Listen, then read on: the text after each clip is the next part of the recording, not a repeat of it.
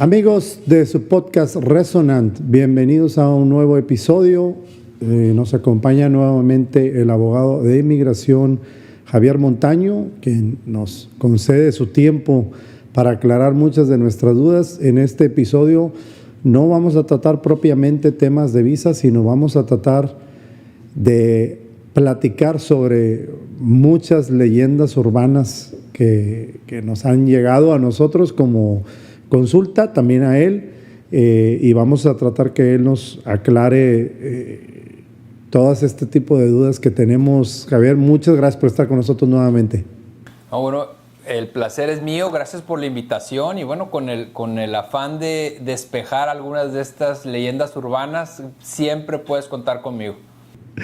Excelente. La primera, y digo, el tiempo no nos va a alcanzar y te vamos a tener que molestar con otros podcasts, pero una de las más recurrentes, escogimos unas de las más recurrentes para este episodio y ya veremos después las que nos lleguen después del episodio. Una de las más recurrentes es, la gente pregunta que si puede meter a sus hijos en la escuela con una visa de turista, la visa B1, B2. La respuesta es un rotundo no. Acordémonos que el tema migratorio se maneja de una manera muy distinta al tema estatal. Realmente las escuelas, sobre todo las públicas, no te preguntan el estatus migratorio de tus niños. Te van a aceptar a tus niños. ¿Por qué? Porque es un derecho el estudiar independientemente de su estatus migratorio. Pero eso no significa que se te permita meter a los niños a la escuela con estatus migratorio. Cuando tú estás haciendo esto, estás haciendo una violación directa a tu visa de turista y a su visa de turista. En pocas palabras, estás violando esos términos a tal punto que no solamente puedes tener problemas tú, sino también problemas tus hijos, independientemente de que tengan la capacidad de tomar esa decisión, o sea, por ser menores de edad, generalmente son castigados. ¿Y qué es lo que sucede? Y es muy común que lamentablemente cuando esa persona está reentrando a los Estados Unidos, sobre todo en fechas escolares, y cuando han pasado algo de tiempo en los Estados Unidos, lo que pasa es que el oficial, el CBP, en la frontera, le dicen ¿dónde estudias? Y bueno, van a decir en Sunset Elementary o donde sea. Y a partir de ese momento la visa se revoca y generalmente tienes un castigo de 5 años en los que no puedes reentrar a los Estados Unidos. No solo eso, de hecho si nos ponemos muy estrictos en la aplicación de ley, hasta los papás pueden tener un problema serio por haber fomentado o ayudado a otra persona a que entre a los Estados Unidos de manera irregular. Y esto es muy, muy serio porque lamentablemente te puede ser inadmisible por hacer algo así. Y tú quisieras pensar que las escuelas públicas al menos notifican a la persona, ¿no? De que, bueno, si tienes una visa de turista, a lo mejor quieres pensarlo 2 veces antes de meter a tus hijos a la escuela, pero no lo dicen. Y muchas veces es demasiado tarde. Con un solo día que vaya tu hijo a la escuela, con una visa de turista, generalmente eso va a ser un problema serio para tu visa de turista, para su visa de turista y cualquier otra visa que quieran obtener. En pocas palabras, la gente está corriendo con suerte que lo hacen, simplemente no los han detectado. El día que los detecten... Correcto. Es una bomba de tiempo, es lo que es. Otro de los temas recurrentes es, con todo esto que está pasando en la inmigración, que hay gente de Haití, hay gente de Venezuela, Salvador, de muchos lados, que vienen a pedir el asilo. Y mucha gente nos pregunta, siendo mexicano, ¿puedes pedir asilo en Estados Unidos o no se puede? ¿Y cómo funciona? Sí se puede. Obviamente los casos de asilo son casos muy particulares y debemos de partir de la base que el asilo no protege todos los miedos que tú pudieras tener. Generalmente solamente protege 5 miedos, que es raza, religión, nacionalidad, opinión política y si eres parte de un grupo social muy, muy, muy específico. Pero si, por ejemplo, en México, si tú puedes demostrar que tienes un miedo en base a cualquiera de estos 5 puntos y que no puedes vivir en ninguna parte de México, o sea, no te puedes mudar, digamos que de Sonora a Mérida sin correr un peligro, una persecución, entonces tú puedes solicitar un asilo. Generalmente los asilos que se aplican a mexicanos son relacionados o con el gobierno o con el narcotráfico o con temas de agentes, por ejemplo, que están persiguiendo a una persona, otra vez por una cuestión política. Pero no todos los miedos califican, porque mucha gente piensa que la situación general de un país es causal para obtener un asilo. O sea, piensan que porque a lo mejor en México están asaltando mucho, están secuestrando mucho, están metiéndose a las casas demasiado, entonces ya califica un asilo. Lamentablemente no trabaja así. Lamentablemente tiene que ser un miedo solamente por estos cinco puntos que mencioné, y generalmente la delincuencia general no es causal de un asilo. En pocas palabras, si te asaltaron 7 veces porque tenías dinero, porque tenías un reloj o lo que sea, lo mismo que le pudo haber pasado a cualquier otra persona que tenía ese reloj o que tenía dinero, lamentablemente eso no va a prosperar como un asilo.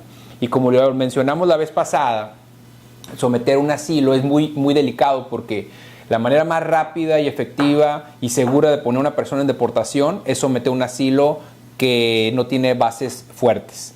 Cuando una persona aplica un asilo, generalmente primero tienes una entrevista no adversarial en una oficina de asilo, que puede ser en 3 meses o pueden ser en 10 años. O sea, uno no sabe cuánto tiempo se va a demorar, aunque últimamente se está demorando muchísimo, muchísimo tiempo. Pero la gente aplica el asilo, va a su oficina de asilo, y si el oficial determina que no tenías causal para someter un asilo, o que no tiene las bases, o piensa que a lo mejor hubo contradicciones en tu testimonio, la siguiente instancia ya es una corte de inmigración. Ya estás en proceso de deportación. Ya ahora sí, ya estás defendiendo tu caso. Ahora tu asilo pasó de ser afirmativo ahora a defensivo. Ahora te estás defendiendo. Ahora ya te quieren deportar. Entonces, meter un asilo, independientemente del país que sea, debe ser un análisis muy profundo con un abogado de inmigración, no con un paralegal, no con un notario, no con un familiar, con un abogado de inmigración. Es más, y no solo uno, varios abogados de inmigración. Porque una persona que está sometiendo un asilo, número 1, es muy difícil retirar un asilo, muy, muy, muy difícil. Y número 2, si no es un asilo con buenas bases, lo más seguro es de que acabes con una orden de deportación. Entonces, en resumidas cuentas, ¿puedes aplicar a un asilo en México? Sí, pero tiene que ser por raza, religión, nacionalidad, opinión política, participación en un grupo social determinado, y tiene que estar fundamentado. Tienes que estar asesorado para meter un asilo. No subestimen este tema, porque es la causa número 1 de poner a una persona en deportación en Estados Unidos, en mi opinión, cuando la persona entró legalmente a los Estados Unidos. Y otra cosa, mucha gente cuando está entrando a los Estados Unidos y que les dicen, es que yo pienso que estás trabajando, o no te voy a dejar pasar. Estás en el aeropuerto de Houston y te dicen, no vas a entrar, te voy a cancelar la visa y te vas a devolver a México. Hay gente a la que se le aconseja, pues pide un asilo, sin bases, sin nada. Eso es un error muy, muy serio, porque el oficial consular, el oficial de entrada, generalmente lo que va a hacer es que te va a detener, y la mayoría de las veces te detienen hasta que la oficina de asilo manda a un oficial para entrevistarte, para ver si realmente tenían mérito tu alegato. Entonces hay gente que por decir eso, pensando que, como dije, que voy a aplicar un asilo, me voy a quedar, sí te vas a quedar, pero vas a estar detenido. Entonces, ¿qué es lo que pasa? Nosotros nos contactan, nos dicen, tengo una persona que no sé por qué, dijo que iba a pedir un asilo en el aeropuerto, lleva 3 semanas detenido, lo que quiere es irse. Entonces ahora nosotros tenemos que tratar de acelerar ese proceso para que la persona decir, ya retiro mi asilo, lo que quiero es devolverme. Entonces, mucho cuidado con este tema, porque puede ser catastrófico para muchas personas. Siguiendo con la misma idea, la gente que pide asilo en la frontera es ¿El tratamiento es diferente o es igual? Bueno, ahora es algo distinto porque tienen tanta gente que a la mayoría de las personas, sobre todo de Centroamérica, la procesan y generalmente están detenidos un tiempo y generalmente la sueltan. Eso es lo que nosotros vemos. Si eres de Cuba, Venezuela, Centroamérica, pero también detienen a mucha gente, o sea que la procesan en la frontera y no la sueltan hasta que llevan su corte de inmigración detenido. Pero lo que nosotros vemos sobre todo en el tema mexicano es el mexicano que entró a los Estados Unidos legalmente y después quiere hacer este alegato, después quiere aplicar al asilo. Y eso es peligroso, como lo menciono. Debe ser un asilo fundamentado, debe ser un asilo en base a los 5 miedos que mencioné, nada más.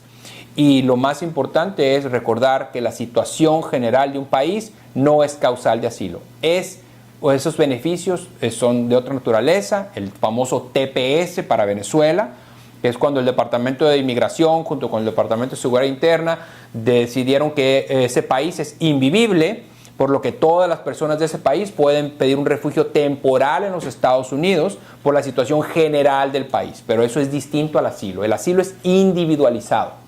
El asilo es a tu persona, no puedes vivir en ninguna parte de México porque te van a perseguir, va a haber una persecución.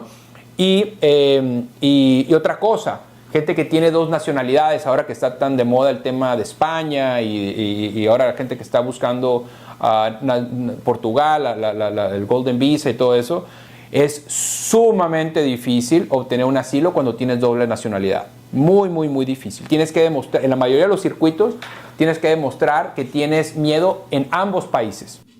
O sea, la carga de la prueba es doble. Es doble, correcto. Hay un circuito, creo que es el segundo, donde solamente tienes que demostrar miedo en un solo país. Pero en la gran mayoría de todos los estados tienes que demostrar miedo a ambos países. Y la mayoría de la gente que tiene 2 pasaportes no ha vivido en uno de esos países. Entonces, si tienes 2 pasaportes y estás diciendo que no hay otro país que te puede acoger, pues el tener un segundo pasaporte, pues le estás haciendo el caso demasiado fácil al Departamento de Inmigración. Te van a decir, bueno, a lo mejor tú tienes miedo de México, pero en España nunca has vivido, vete a España. Entonces, la gente, porque vemos ahorita en las fronteras, mucha gente de Haití, mucha gente de Honduras, mucha gente de El Salvador, que están aquí y luego los vemos haciendo filas. Vimos cómo ahora los cruces fronterizos se pusieron a la mitad, ya no hasta del lado americano, ya están a la mitad. Toda esa gente está buscando algo diferente al asilo, viene siendo esas declaratorias de un país invivible, como comentas, y por eso están aquí aspirando a ser refugiados temporalmente. ¿Eso es como se puede deducir esto? No, la mayoría de la gente que está en la frontera está solicitando asilo. Está tratando de tener la clasificación de refugiado. Mucha gente al entrar a los Estados Unidos es elegible a que la suelten. Mucha gente no. O sea, el tú saltarte la barda o el río es peligroso porque a lo mejor entraste, pero puede que estés detenido 3-4 meses y después que te vayan a soltar. Corres con la suerte de que o te procesan o te sueltan, pero no sabes, no hay una garantía. Eso no es un camino de que digas, este es el camino que va a hacer. O sea, no sabes qué te va a tocar. Lamentablemente es así. O sea, yo como abogado de inmigración, obviamente jamás y nunca le dijera a alguien entra ilegalmente a los Estados Unidos. Aparte que es una tontería, no es ético. Pero es lo que nosotros vemos en nuestra práctica, que mucha gente la detienen y mucha gente no. Pero a la que detienen por bastante tiempo. Y acuérdate que cuando tú estás reentrando varias veces, pues corres el riesgo también de que pongan cargos criminales también por reincidencia, ¿no? Que no es muy común, pero es posible también. Entonces, hay que buscar una manera legal de entrar a los Estados Unidos y ese es mi trabajo, ¿no? Tratar de asegurar una entrada legal, una permanencia legal y eso es lo que te va a hacer desarrollarte en los Estados Unidos adecuadamente. no importa de dónde seas, no importa de a qué te dediques, no importa dónde vivas. El tema migratorio es un tema que nos afecta a todos en Estados Unidos, porque o tú, o tus papás, o un amigo tuvieron que ver de cerca o vivieron de cerca, a primera mano, el tema migratorio. Entonces, aún así todavía muchas veces lo seguimos subestimando, ¿no? Está fácil, no pasa nada, es una forma, para nada. O sea, yo tengo 20 años haciendo esto y todavía no acabo de entender. Otra pregunta que nos han hecho mucho es, ¿se puede extender la estancia con una visa de turista? Y si no, ¿cuáles son las consecuencias de extender la estancia de la visa de turista? Sí se puede extender siempre y cuando se haga con tiempo. O sea, siempre y cuando la extensión sea recibida, no enviada, recibida por el Departamento de Inmigración antes de que se venza el estatus actual.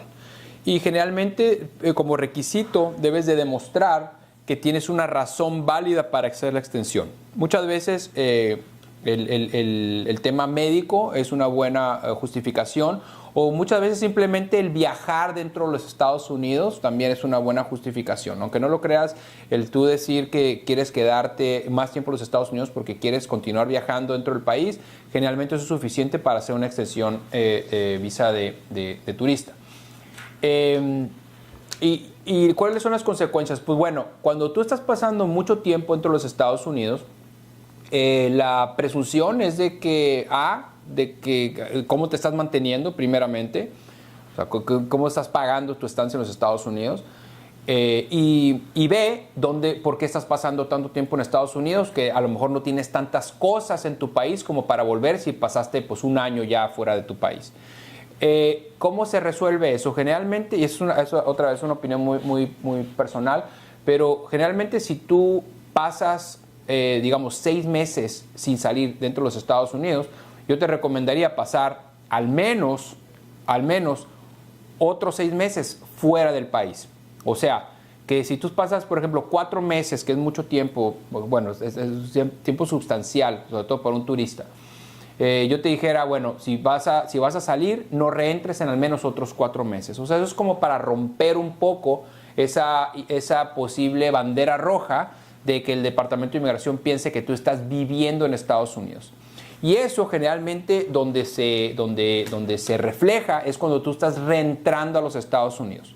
Entonces, digamos que si tú haces tú entras como turista, te dan 6 meses, haces una extensión, te dan otros 6 meses. Tú sales y cuando quieres reentrar, por ejemplo, los 15 días, el oficial consular, perdón, el oficial de entrada, CBP, va a cuestionar, bueno, estuviste un año, estás saliendo 15 días, al parecer tú estás vacacionando en tu país y estás viviendo en Estados Unidos, entonces difícilmente te van a dejar reentrar. Entonces hay que usar un poco de sentido común ahí y decir, bueno, número uno, si voy a entrar a los Estados Unidos por tanto tiempo, voy a pasar fuera de Estados Unidos después, es al menos ese tiempo. Entonces, si tú pasas un año sin salir fuera de los Estados Unidos porque hiciste una extensión, entonces quédate un año sin entrar a los Estados Unidos. Esa es mi opinión. ¿Qué pasa si no haces esa extensión? Digamos que dicen, bueno, me voy a quedar 2 días después a lo que me autorizaron. Bueno, el problema ahí es de que tu visa con la que entraste se revoca automáticamente. O sea, ya no puedes utilizarla para reentrar a los Estados Unidos. Y tienes que salir fuera de Estados Unidos a solicitar una nueva y explicar por qué te quedaste esos 2 días. Entonces, eso es, como tú sabes, los tiempos de espera para obtener una visa de turista son muy largos actualmente. Entonces, eso es una tontería y es quedarte más tiempo, sobre todo cuando puedes hacer la extensión. De hecho, la extensión ahora se puede hacer en línea, o sea, se puede hacer en internet. Entonces, eso es algo que si una persona que valora su visa de turista o la que sea, tiene que hacer esas extensiones con tiempo. Y si se hacen bien y lo haces adecuadamente y después de esa extensión sales y pasas un tiempo fuera y reentras, generalmente no es problema. Pero cuando es problema es cuando te pasas del tiempo o también cuando quieres reentrar muy rápido a los Estados Unidos. Okay, entonces, aunque a veces lo autoricen o se les pase. Porque me imagino que sistemáticamente, me refiero a los sistemas, a veces te lo permiten, pero no quiere decir que esté correcto. O sea, tú tienes que ser el propio evaluador de lo que estás haciendo, con independencia que si te dieron permiso o no, si se les pasó o no, tú tienes que evaluar muy bien lo que tú estás haciendo, es como lo estás planteando. Sí, porque recordemos que el Departamento de Seguridad Interna pues tiene varios tentáculos, ¿no? Uno es el Departamento de Inmigración, otro es CBP, que es quien te revisa al entrar a los Estados Unidos, pero otro es el Departamento de Estado. El Departamento de Estado es la oficina que regula todos los consulados y todas las embajadas. Entonces, el Departamento de Estado se maneja de una manera muy independiente, herméticamente. Entonces, muchas veces al Departamento de Estado no le importa lo que hizo el Departamento de Inmigración y no le importa lo que hizo el CBP al momento de entrar a los Estados Unidos. Entonces, tú tienes que demostrar eso. Por eso es tan importante que cuando una persona entra a los Estados Unidos,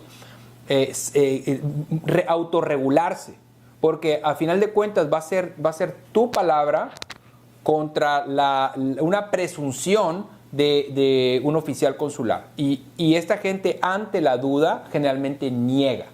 Entonces, tenemos que partir de la base. Imagínate qué tan independientes son que el Departamento de Estado tiene su propia regulación. El Departamento de Inmigración se maneja bajo la regulación que es el INA, Immigration Nationality Act, y el Departamento de Estado tiene su propia legislación que se llama FAM, Foreign Affairs Manual. Y muchas veces el FAM contradice de cierta manera al INA. Entonces muchas veces la regulación del Departamento de Estado es distinta a la del Departamento de Inmigración y chocan. Entonces tú vas a utilizar dependiendo de dónde estés aplicando. Obviamente son muy similares, pero hay cosas que no cuadran entre una regulación y la otra. Entonces por eso es que tenemos que tener aún más cuidado, sobre todo cuando estamos pidiendo una visa en un consulado, porque la carga de la prueba es de nosotros. Y si nosotros dijimos, es que sí entré, pero no me sellaron cuando salí, o sí entré, pero el Departamento de Estado va a decir, a mí no me importa, es tu obligación, debiste haberlo revisado. Lo mismo que cuando una persona entra a los Estados Unidos, es primordial que la persona revise el tiempo que le dieron en Estados Unidos. O sea, cuando tú entras a Estados Unidos, lo que se recomienda y que se debe hacer es que tú debes de ir a la página de internet, si tú pones I-94 localizador o I-94 locator, y tú pones tu número de pasaporte, pones tu nombre, etcétera, ahí te va a aparecer el tiempo que te dio el departamento de CBP al entrar a los Estados Unidos. Y generalmente son 6 meses. Pero te lo pueden dar por 15 días, te lo pueden dar por 10, te lo pueden dar por un día. Y es obligación de la persona revisar eso. Generalmente, cuando te dan menos tiempo, te dicen, te voy a dar 4 días solamente, o te dan 5 días. Pero, ¿qué pasa si no te lo dicen? Si te toca un oficial que no le caíste bien y te dice, sí, pásale. Tú piensas que tienes 6 meses y tienes 15 días. Te pasas de tu visa, se revoca tu visa y tienes que salir a explicar a un consulado el por qué te pasaste. Entonces tú lo que le vas a decir es, bueno, es que no me dijeron nada. Es tu obligación checarlo cada que entras a los Estados Unidos. Es bien importante eso, porque a veces ellos se portan como si no tienen la obligación de informarte y si no lo exiges, no te lo dan. O sea, la verdad, con lo que estás diciendo tú es bastante educativo en cuanto que tú tienes que exigir que te digan qué fue lo que pasó. Total. Y también uno debe ser proactivo en el tema migratorio. Si entras a los Estados Unidos, no te cuesta absolutamente nada. Generalmente se tarda 24 horas en reflejarse eso en ese portal. I-94 Locator, I-94 Locator, y ahí puedes poner tu información. Ahí te va a decir que te dieron 6 meses. ¿Te dieron 6 meses? Perfecto. Dijiste que te ibas a estar 5 días, pero te vas a estar 3 meses. Si está dentro de los 6 meses que están en tu I-94, está bien, te puedes quedar. Esa es otra. La gente dice, es que dije que iba a entrar 3 días nada más, pero me dieron 6 meses y me quiero quedar unas 2 semanas más. Te puedes quedar las 2 semanas más. Te puedes quedar los 6 meses si quieres. Pero uno debe de revisar eso, uno debe ser proactivo y revisarlo. Otra super leyenda urbana de si te pueden revisar en el puente cuando vas a cruzar. Mucha gente se pregunta esto y nos han dicho bastante esto. Si te pueden revisar tu teléfono o tu laptop para encontrar algún tipo de evidencia, si vives o no. ¿Pueden hacerlo?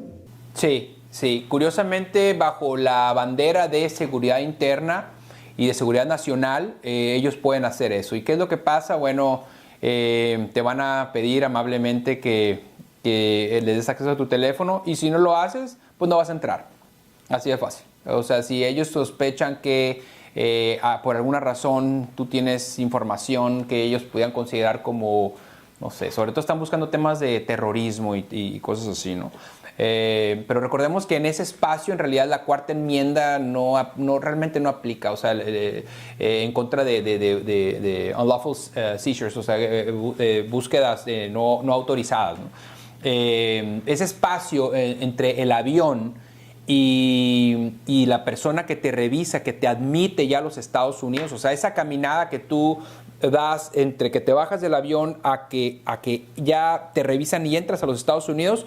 O en la frontera, o en el puente, en la frontera, es igual. Exactamente, estás en una dimensión desconocida.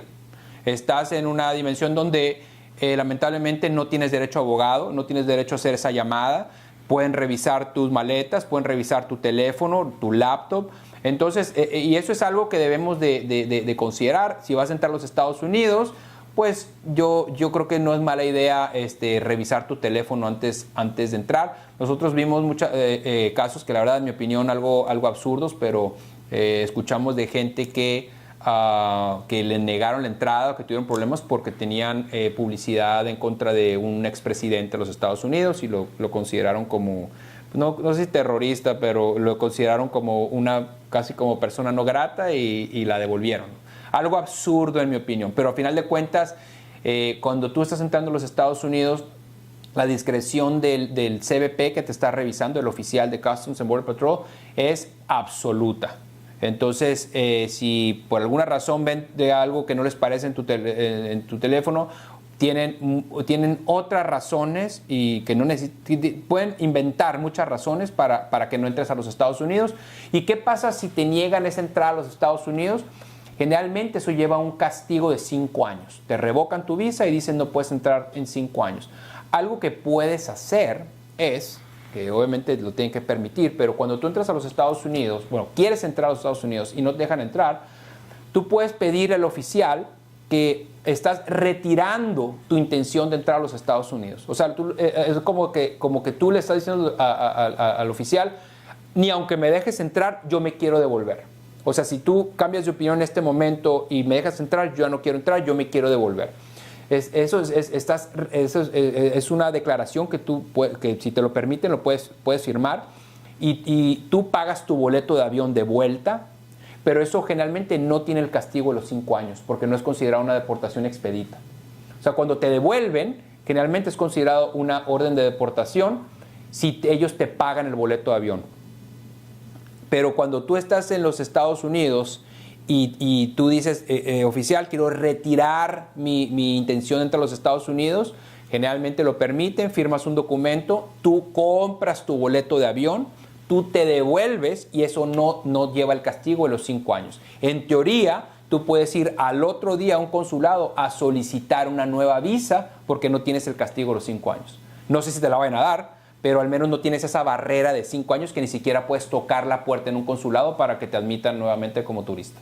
Otra de las preguntas que nos hicieron mucho para este tipo de leyendas urbanas, este tema, es si la gente puede ingresar con la finalidad de casarse con un ciudadano o ciudadana americana,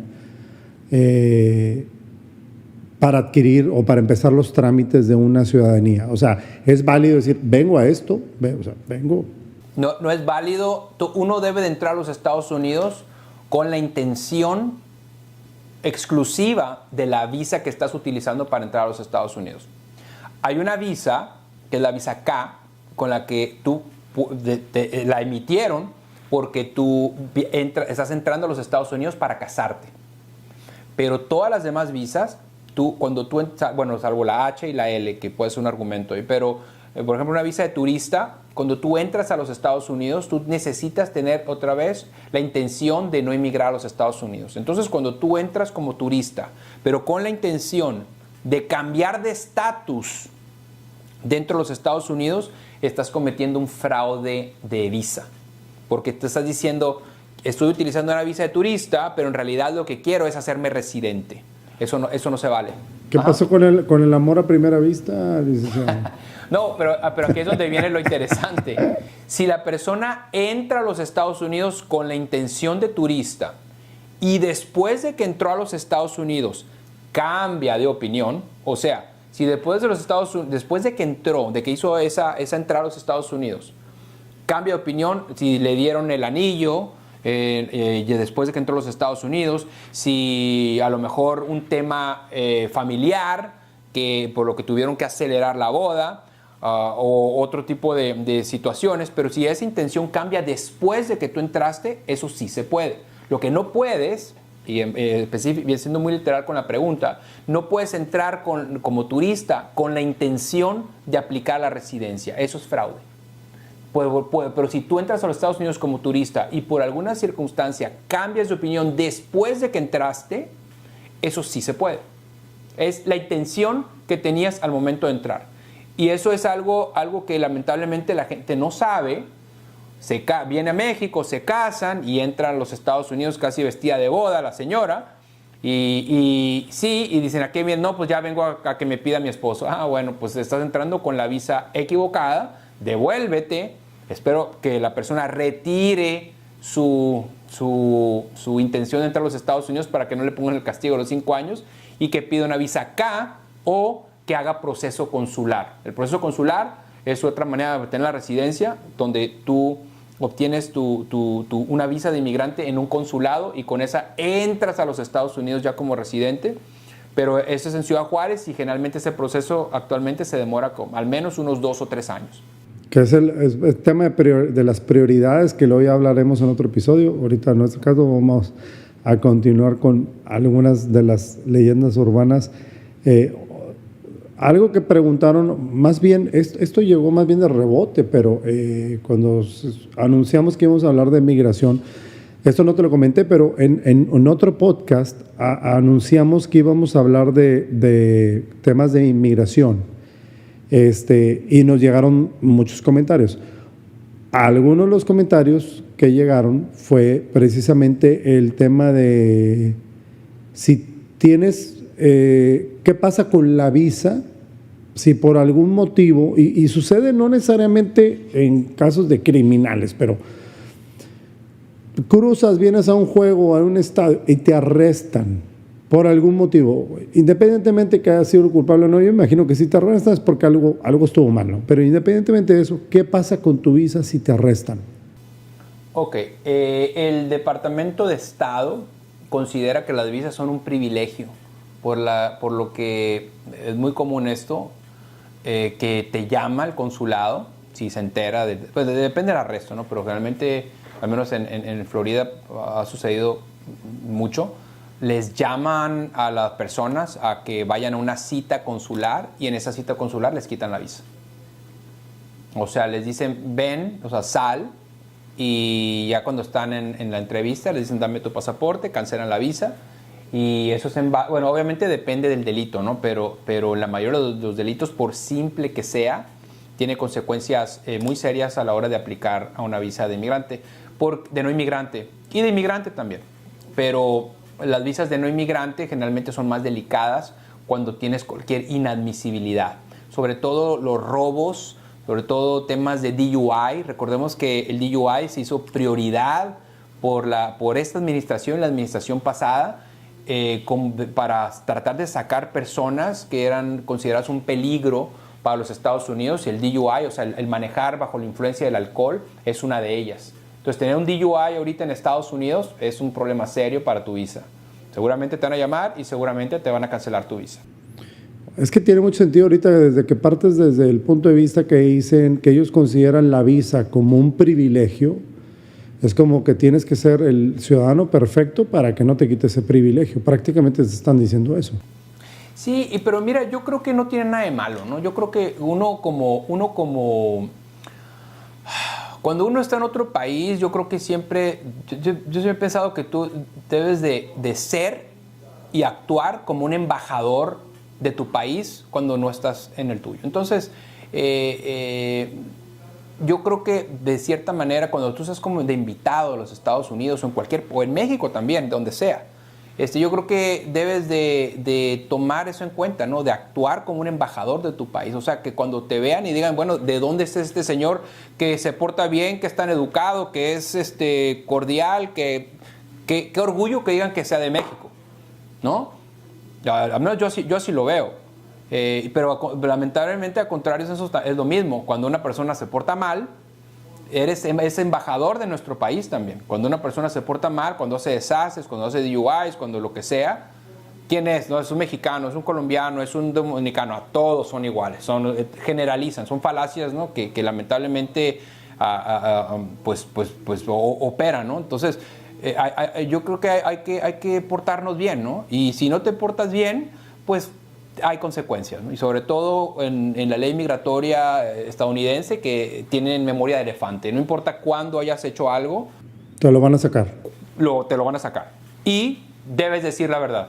Como que no todos son medios con la misma vara. O sea, la misma gente en Estados Unidos no cumple eso y no tiene ese riesgo. Pero bueno, finalmente el que viene de cualquier país y está de visita, pues no dejas de ser un visitante, y si te portas bien, bien, si no, pues no se ve un buen futuro lo que te pueda pasar, ¿no? Sí, y muchas veces nosotros vemos, sobre todo con casos de jóvenes que vemos que sus papás pasaron por temas muy serios de violencia doméstica, asilo, obtuvieron el asilo, después la residencia, y están por aplicar la ciudadanía y lamentablemente se meten en un tema serio, ¿no? Sobre todo drogas. Hay delitos que lamentablemente son imperdonables para el tema migratorio. Por ejemplo, la posesión de cocaína. Bueno, una posesión de cocaína o residuos de posesión de cocaína no te va a hacer residente jamás. No, o sea, es más fácil que te haga residente habiendo robando un banco. Estoy exagerando, pero robando mucho dinero por ejemplo, a ese tema de cierto tipo de drogas. Y no tiene que ser posesión, no estoy hablando de tráfico de cocaína, estoy hablando de residuos de cocaína. Wow, impresionante. Ahora, como última leyenda urbana, porque sé que tienes que acudir a unas citas. Estoy aquí para tratar de educar, estimado, así que es que yo creo que es bien importante tratar de educar a la gente y de hablar de lo que realmente es el derecho migratorio, y por eso me encanta participar en este tipo de podcast, porque la verdad es que hace falta, hay demasiada información falsa, errónea. Ahora todo el mundo es abogado de inmigración y todo el mundo tiene esa plataforma con Instagram y TikTok y todo eso. Entonces la gente toma decisiones erróneas y malas, ¿no? Malos consejos. Entonces a mí me encanta participar en este tipo de actividades, así que el tiempo que me prestes, yo estoy aquí con muchísimo gusto. Efectivamente, la oficina del licenciado Javier Montaño y nuestra oficina están haciendo esfuerzos en conjunto y vienen muchas cosas muy buenas en cuestión de migración.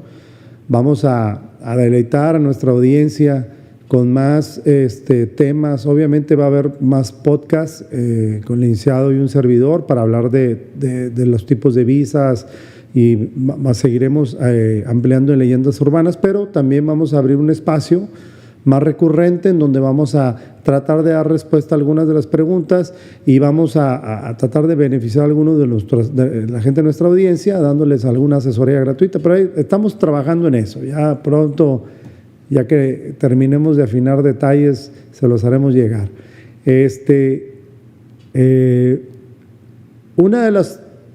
La última leyenda urbana con la que te molesto antes de que ya pases a atender a tus clientes. residentes, o sea, gente que tiene la residencia permanente que vive fuera de Estados Unidos. ¿Cuáles son las implicaciones? O sea, ¿cuáles son las consecuencias y cómo funciona esto? Okay. Un residente permanente de los Estados Unidos debe de residir en Estados Unidos al menos en mayor proporción que fuera de los Estados Unidos. En pocas palabras, un residente debe de pasar en Estados Unidos pues más de 6 meses para ser considerado, para no tener problemas dentro de los Estados Unidos. Básicamente existen dos cosas. La primera es que para aplicar a la ciudadanía es un problema cuando ya has pasado más de 6 meses fuera de los Estados Unidos sin reentrar a los Estados Unidos, porque se considera que abandonaste tu residencia. O sea, cuando pasas más de 6 meses por los Estados Unidos, para efectos de la ciudadanía, el Departamento de Inmigración considera que abandonaste tu residencia. Cuando pasas más de 1 año sin reentrar a los Estados Unidos, se considera que abandonaste tu residencia. Y no solo eso, cuando tú estás reentrando a los Estados Unidos después de haber pasado mucho tiempo fuera, el Departamento de Entrada o de CBP te puede hacer que renuncies a tu residencia o te puede mandar a otra oficina que se llama Secondary Inspection para determinar si te mandan a la Corte de Inmigración para ver si realmente abandonaste tu residencia o no. Hay maneras de evitar esto. Hay un documento que se llama Reentry Permit, que es un documento de reentrada donde antes de tú salir por ese tiempo, tú le estás diciendo al Departamento de Inmigración que no tienes la intención de abandonar tu residencia y que antes de salir le estás avisando. Generalmente con esos documentos tú puedes estar 1 año fuera de los Estados Unidos o más sin que tengas ese problema para reentrar al país. Sin embargo, no solamente debes de considerar el Reentry Permit, debes de tener otro tipo de evidencias. Por ejemplo, muy importante, debes de continuar pagando impuestos en los Estados Unidos, debes de mantener evidencia de que tú tienes la intención de volver al país. Generalmente eso se refleja si tienes familia en Estados Unidos, si tienes cuentas de banco, si tienes casa, si tienes de dónde llegar a Estados Unidos. Porque cuando tú dejas todo en Estados Unidos, no reentras por 6 meses y después quieres reentrar a los Estados Unidos, vas a tener un problema muy serio y lo más seguro es de que consideren tu residencia abandonada. Y esto pasa mucho para personas que se hacen residentes, sobre todo de edades ya más avanzadas, que lamentablemente no llevan ese conteo de los 6 meses, se les olvida y cuando vuelven a Estados Unidos, el Departamento de Entrada les dice, bueno, yo considero que abandonaste tu residencia. ¿Has pagado impuestos? No, porque ya me estoy retirado. ¿Tienes cuenta de banco en Estados Unidos? No. ¿Tienes teléfono? No. Entonces ellos hacen una balanza entre las cosas que tienes y las que no. Y si ellos determinan que tienes más cosas fuera de los Estados Unidos, te van a mandar a ver un juez de inmigración para quitarte tu residencia o tú vas a renunciar a esa residencia a rentar a los Estados Unidos. Entonces, ¿cuál es la solución? El documento que menciona, el Reentry Permit. Y segundo es hacerse ciudadano. Cuando tú te haces ciudadano en los Estados Unidos, tú puedes pasar todo el tiempo que quieras fuera de Estados Unidos y tú vas a reentrar a los Estados Unidos. De hecho, las leyes de inmigración ya prácticamente no te aplican porque tú ya eres ciudadano. Vas a entrar. O sea, no vas a tener un tema migratorio para entrar a los Estados Unidos. A lo mejor, si tienes un tema criminal, pues sí, vas a entrar, pero te van a detener. Pero si es un tema migratorio, no vas a entrar a los Estados Unidos, no te van a negar la entrada como ciudadano del país, pero tienes que hacerte ciudadano. Residente, no. Un residente debe de vivir en su mayoría en Estados Unidos. A ver, muchísimas gracias por acompañarnos en este episodio. Esperamos contar contigo para los próximos y más las nuevas sorpresas que se vienen en el trabajo en conjunto que vamos a hacer. En este video y en el pasado se están publicando las redes sociales y los datos de contacto de la oficina, el licenciado Javier Montaño, especialista en materia de inmigración, una persona no nada más muy capaz en esta materia, sino muy dispuesta a ayudar a la gente, a educar a la gente. Como lo dijo él, es muy importante acudir con un abogado antes de no hacer las cosas y luego buscar al abogado para que enmiende lo que haya pasado. Es mejor buscarlo antes para tratar de hacer algo. Javier, muchísimas gracias por acompañarnos. De verdad, no tenemos palabras para agradecerte y obviamente extendemos la invitación para siguientes episodios. No, el placer es mío y de verdad es de que espero poder por reunirme contigo nuevamente y de verdad muchas gracias por la invitación y cuenta conmigo. Excelente. Amigos de Resonant, no olviden de suscribirse al canal, síganos en nuestras redes sociales y nos vemos en el próximo episodio. Muchas gracias.